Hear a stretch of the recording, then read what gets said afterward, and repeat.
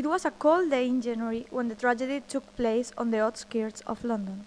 All the people of the city were in shock to discover that one of the most famous singers of the moment had been murdered. Betty Spears was strangled with a wire of a microphone while she was walking alone in a park. It caused a huge stir among everybody. Police, journalists, and fans were present at the crime scene, and the country was rocked by the news of her death.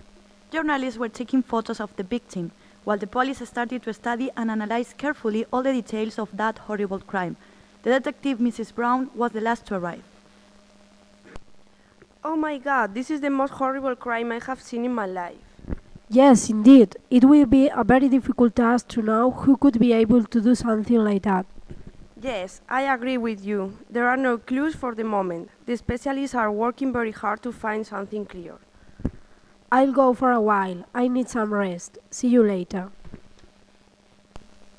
The detective went for a walk and she visited the crime scene again.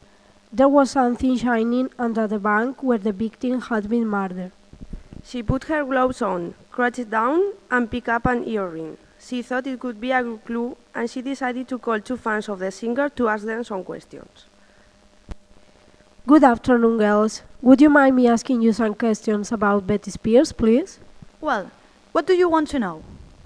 I need some information about this earring. It has been found at the crime scene and it would be useful to know if it belonged to her. No way! I read in a magazine that she was allergic to silver. Anyway, she confessed in an interview that she didn't like butterflies. Oh, thank you so much, girls. You have been very helpful. Goodbye. After a while, the detective decided to call the policewoman in charge of the case to tell her about the latest news.